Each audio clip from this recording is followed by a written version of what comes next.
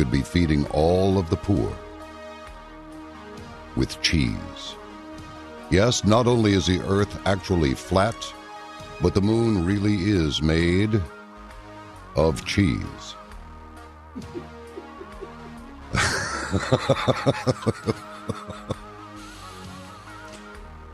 Rejoice. Imagine the sandwiches. Yeah, a guy contacted me and said, you know him, but I'm just going to keep his name out of it for a minute. He told me that only smart people were looking into this, and I didn't say a thing. But, I don't know. Let's go on to this flat earth thing. Presumptuous little monkeys and donkeys that are out there. One of whom, actually, I'm quite fond of him. He's like, you are mocking me again. It's like, you're damned right, I'm mocking you again. And this comes from, well, let's just read this. Mr. Wells, we have canceled our membership. It would seem that you have been contacted by your listeners to investigate or do a show about flat earth. The Bible is full of scriptures teaching that the earth is immovable and enclosed. It should be enough for you to investigate. With a short commentary from you on the other night show, you've made it clear you have done no research and have no interest in doing any. We have very much enjoyed the shows and have learned a lot, but are brokenhearted by this. We just want to know truth, and we feel that you are that closed-minded that we won't be getting truth anymore from you. Oh, Miss Barbie, seriously. Are you feeling a little blessé sur les croupions? Don't the French have a lovely way of putting things? That's actually French for butthurt. All right, now let me explain something to you. Isaiah 11:12, and he shall set up an ensign for the nations, and shall assemble the outcasts of Israel, and gather together the dispersed of Judah from the four corners of the earth. Revelation 7:1, and after these things I saw four angels standing on the four corners of the earth, holding the four winds of the earth, that the wind should not blow on the earth, nor on the sea, nor on any tree. Job 11:9, the measure thereof is longer than the earth and broader than the sea. Job 28:24, for he looketh to the ends of the earth and seeth under the whole heaven. Job 37:3, he directeth it under the whole heaven, and his lightning unto the ends of the earth. Job 38:13, that it might take hold of the ends of the earth, that the wicked might be shaken out of it. Jeremiah 16:19, O Lord, my strength and my fortress and my refuge, in the day of affliction the Gentiles shall come unto thee from the ends of the earth, and shall say, surely our fathers have inherited lies, vanity, and things wherein there is no profit. Daniel 4:11, the tree grew and was strong, and the height thereof reached unto heaven, and the sight thereof to the end of all the earth. Matthew 4:8, again the devil taketh him up into an exceeding high mountain, and sheweth him all the kingdoms of the world, and the glory of them. So if you're going to accept that there are four corners, like the four corners up in New Mexico, you know, the four corners, are you also prepared to see a literal angel standing there holding the wind? Are you familiar with the term allegory?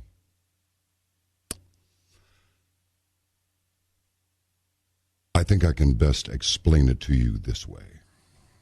Another passage from Job 38:4-6.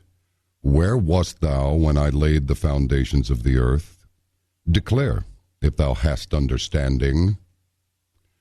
Who hath laid the measures thereof, if thou knowest? Or who hath stretched the line upon it? Whereupon are the foundations thereof fastened? Or who laid the cornerstone thereof? In other words, God did all these things, and you know nothing of the creation of the earth. Now, here's something else. I'm using the words, you know nothing of the earth. Let's see. Oh, here we go. This is a beautiful one. If the new high-altitude balloons can't see the curvature of the Earth from the camera on board, then you definitely cannot see it from an airplane unless you happen to be high or drunk.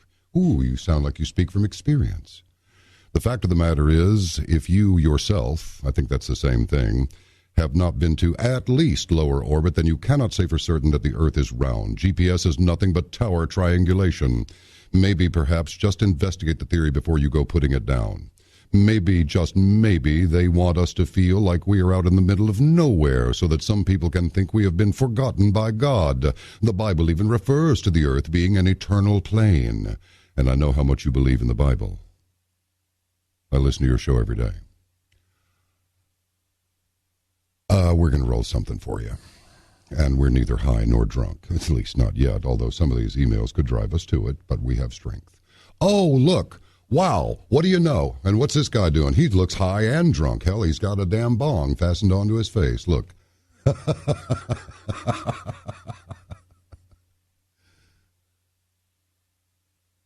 Yeah, see that? If you're watching the program rather than just listening, you can see clearly the curvature of the earth. He's way up yonder. What do you figure, 60,000 feet? Yeah, at least. And right there, oh, look. Well, it's probably just the lens. No, it's not. Now, let me explain something to you. Seriously. As far as GPS just being tower triangulation, you know nothing of GPS. Do you know how many satellites it takes to get a true three-dimensional awareness of your position? Let me explain it to you. GPS measures the distance between you and the satellites to find your position. If you had only one satellite, the locus of distance is a sphere. Now, what is locus? Locus is the place where something is situated or occurs, site or location. In geometry, the set of all points, and only those points, that satisfy certain conditions. If you had two satellites, the locus of distance from both would be a circle on that sphere. Globe. If you had three satellites, the locus of distance from all three would be 2 points on that circle. You need a fourth satellite to distinguish between those last 2 points. So, since most people ignore attitude, the surface of the Earth provides the necessary fourth sphere in two-dimensional applications, meaning you generally need only 3 satellites for most navigational problems. However, for true 3D, you need 4. Now, are we done here? If we do a Flat Earth program, it will air on April Fool's Day or night. And so there. Here endeth the lesson. If you want any more, bleep's sakes, read a book. All right. No, look, it's cool. I understand you're interested in these things, but it's silly. Flat Earth theory. Oh. You know, it's funny. When people want to satisfy themselves with some ludicrous concept like this, they'll go to the Bible and say, well, the Bible says. But then in the next conversation they have, they'll go into how, oh, well, it's all poetry and metaphor and all this rubbish. And it's like, think of it this way. If you're saying the ends of the earth, well, what if the allegory was really meant to be there are no flat plane ends of the earth? If it's a sphere, then it means everything. There are no ends. It means infinity. Okay, are we good? All right, swell. All right, fantastic. I love it. I guess that's because the earth is flat. Oh, no, don't get me started. No. I want to get you started. Go ahead. Tell me. No. Oh, that's terrible. It always says in the Bible the earth is flat. No, I know. Only smart people, only wise people are really wise people. They're the only ones that are wise to this, and it's going to change everything. Don't tell me that you're one of those round earth people. John, it is, you are torturing, this is... Wait a minute. You are torturing me. I know. I'm kidding you. Oh, this is terrible. I mean, seriously. No, I mean, okay. All right. Look, I mean, guys, to those of you that believe that the earth is flat. I have readers. I have readers who believe that the earth is flat. I was actually challenged by this, and these are lovely, wonderful people. Yes. Truly. And I cherish their attempts to change my mind. Seriously. And I understand even, and this is an interesting thing, because these flat earthers, and I know that we disparage and we laugh, and I'm just sitting here and I go like, I can't believe it. But look, guys, all right. There comes a point in time when you have to believe something, okay? I have flown around the world two times. Yeah. I have looked out the window while I was doing it. The earth is round. Wait a minute, were you high or drunk? That's what somebody in an email suggested. No, you were high, but you were high on the real thing known as altitude. Yeah, altitude. Yep. But look, let me put it another way. Okay. Here's some evidence that you can trust. If you need something to trust, and I know, I mean, they do kind of want to know to prove one way or the other. Here's some evidence that you can trust. During World War II, when they were calculating range tables for long-range artillery, they had to calculate this artillery to shoot over the horizon and compensate for the rotation of the Earth. And yes, and the curvature of the Earth. It's like you ask someone who would sail ships at that time, where you could see the top of the masts of these ships before you actually saw the ship itself. It wasn't an issue of being obscured by distance, but the curvature of the Earth itself. Yeah. Please, people, if you believe in it, I mean, I'm just sitting here. But the thing is this.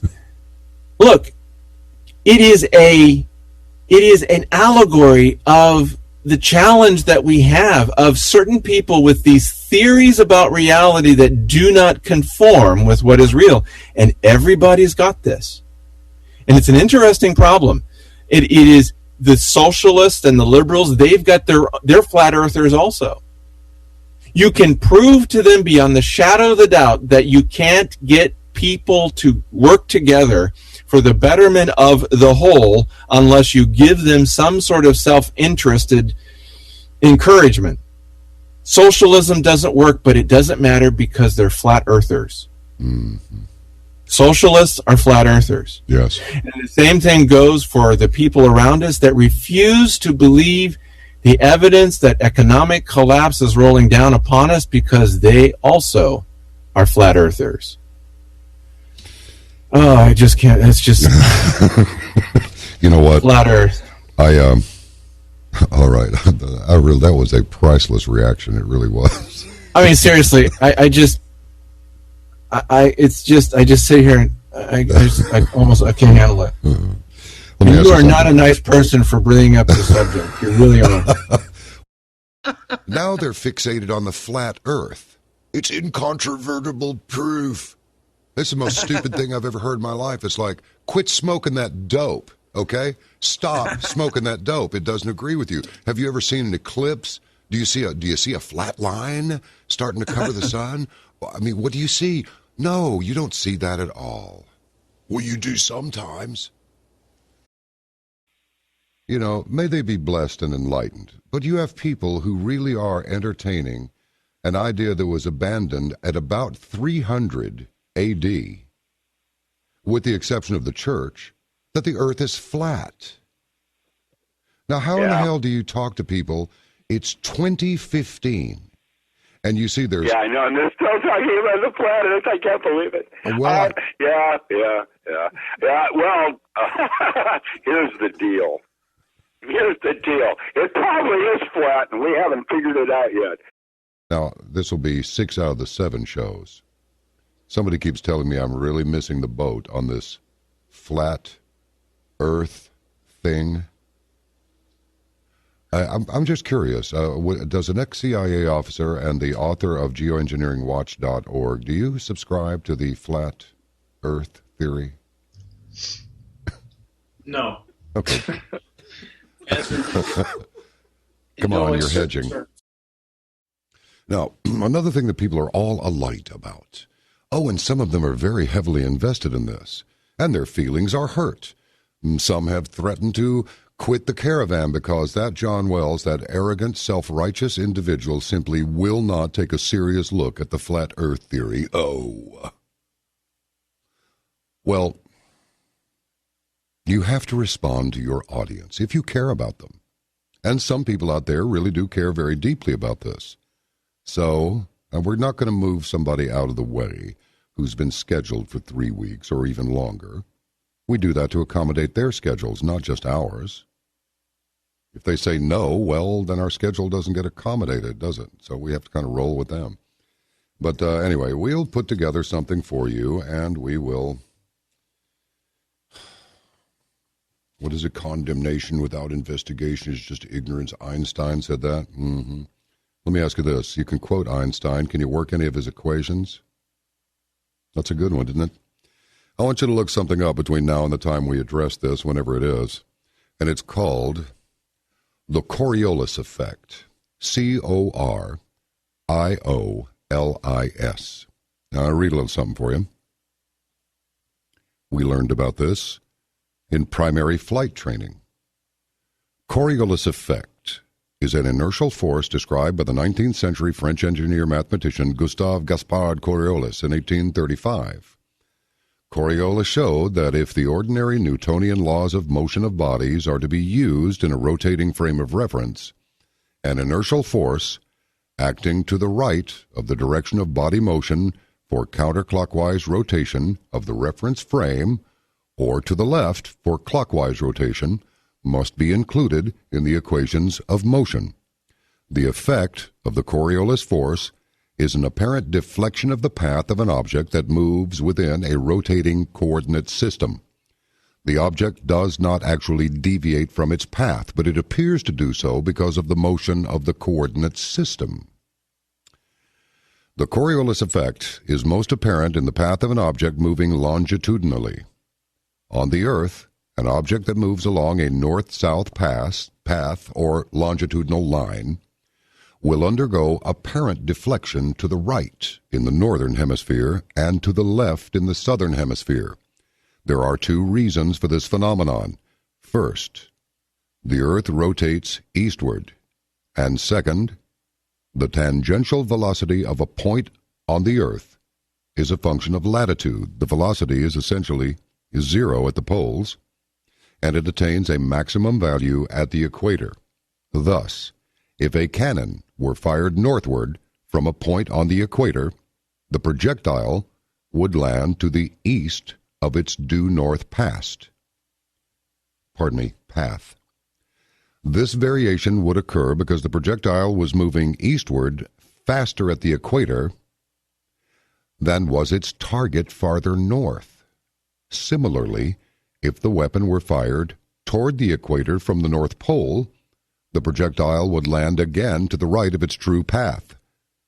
In this case, the target area would have moved eastward before the shell reached it because of its greater eastward velocity. An exactly similar displacement occurs if the projectile is fired in any direction. The Coriolis deflection is therefore related to the motion of the object, the motion of the Earth, and the latitude.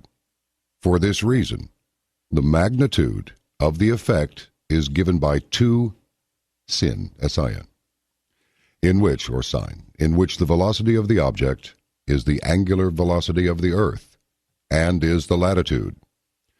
The Coriolis effect has great significance in astrophysics and stellar dynamics, in which it is a controlling factor in the directions of rotation of sunspots. It is also significant in the earth sciences, especially meteorology, physical geology, and oceanography, in that the earth is a rotating frame of reference, and motions over the surface of the earth are subject to acceleration from the force indicated. Thus, the Coriolis force figures prominently in studies of the dynamics of the atmosphere, in which it affects prevailing winds and the rotation of storms, and in the hydrosphere, in which it affects the rotation of the oceanic currents. Well, look at it this way. The reason, remember positraction? Both rear wheels on your race car, on your Camaro, your Mustang, whatever, your GTO, they're locked, okay? And when you go into a curve, which wheel is rotating faster? Answer, the outside wheel. Why? Because the circle it's traveling, that arc it's traveling, is longer than the inside wheel. What happens? Why don't you want to use Positrack? Because you'll slide out and quite probably spin out. Okay, if you have a tire, there's the metal wheel in the middle. At 60 miles an hour, which one is rotating faster? The wheel or the tire? Now, some people say, well, it's the same. No. This has less distance to travel than this. It's all physics. So, this is an excerpt that I just read from the Encyclopedia Britannica. It says here without permission, and I didn't ask permission either, because the site that this is on is universityoforegon.edu. Oregon.edu. That's where it appears. So there you go. The Coriolis effect, Coriolis. Besides, there are other things to consider too. Why a change in seasons? Seriously, nobody after about 300 AD believes the earth is flat. But it's all the rage now, so, hey, you know how we are about fashion and getting on that fashion bandwagon, so okay, fine. We'll look at it as soon as a slot opens up. We'll take a look at it. As I say, some people are deeply invested in this. Oh, they don't want Caravan to Midnight to get left behind on what could absolutely change everything. You know what it'll change? Not a damn thing. You know why? Because the sun will probably come up tomorrow, and we will probably see the moon on certain days of the month, and other days we won't see it at all. And, you know, wouldn't it be really a drag? Ghost, can you imagine something like this could be perpetrated on we the people? Everybody else gets a sphere, and we get a barge. Oh, I just can't imagine that the Great One would do that to us. I mean, seriously. But I will make one more comment. That's it. Thank you. Let me ask you this: what? This is out of left field, Doctor. But I want to ask you about this. It's okay. Yes. We lost about 10 members to Caravan, but they were outraged, and this is why they were outraged. They were outraged because, in their words, I would not give them a voice to discuss the flat Earth theory. And I thought, oh my gosh, all right. And I mean, people were really passionate about this. Not many, but some. And I thought to myself, I'm not really interested so much in proving that the Earth is round. I think we can get plenty of testimony for that. I would submit to everyone that this is a bunch of people who have latched on to something that'll get them a lot of YouTube clicks and a nice little check from Google.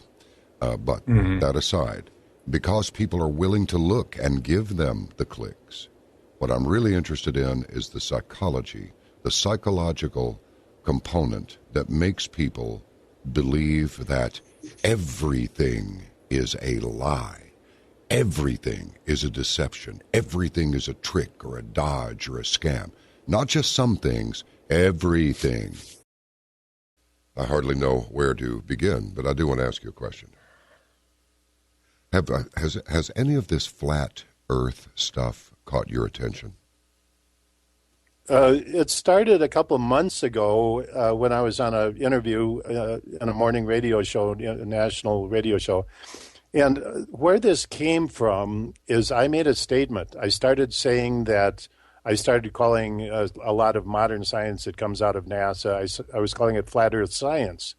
And I think they did this kind of as a way of getting back at me because I'm constantly confronted with this. But basically, the Greeks, 200 years BC, knew that the earth was round. They had measured the diameter of the earth, and they were very accurate. And so all the intelligent people through the Middle Ages all knew, the leaders all knew that the earth was round. But here's what they did. They, with basically the Catholic Church, which was the center of Western knowledge throughout the Middle Ages, taught the common man that the earth was flat. And that was kind of a mental prison so that nobody went marching off, built a boat and went off across the ocean because everybody thought that you'd fall off the end of the earth and there were fire-breathing dragons, etc. So it was purposefully taught, and my example was that that's what's happening today. There's a lot of flat earth science that's being pawned off on the public, and to keep them mentally basically bound to think that, like, for example, NASA has this $20 billion a year program, and they can't get anybody into outer space. So why would you think that you could go into space if they can't with all this government, huge amount of money and all the scientists? But the reality is it's very easy to go into space. People like Burt Rutan did it for under $10 million, sent 3 guys into space.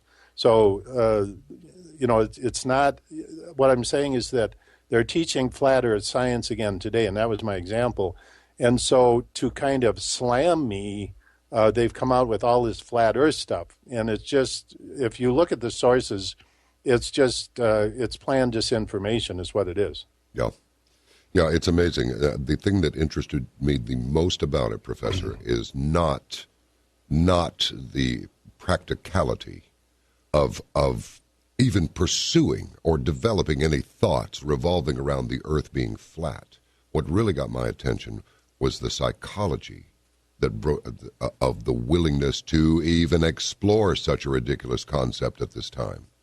When people believe that absolutely everything is a lie, NASA is a fraud, we didn't go to the moon, we didn't do this, we didn't do any of it, it's all a lie, all a lie. Everybody else got a planet or got an orb, and we got a barge. We got a giant celestial aircraft carrier, and there's, the only thing they haven't gone into is that there are monsters and all sorts of stuff when you go over the edge. That's what greets you when you fall. So, don't you find, man, you must have experienced a bunch of stuff in academia, but we won't explore that any more than you want to, but don't you find that people seem to delight in misleading the masses however they can do it, through ridiculous television programming or through the resurrection of the flat earth?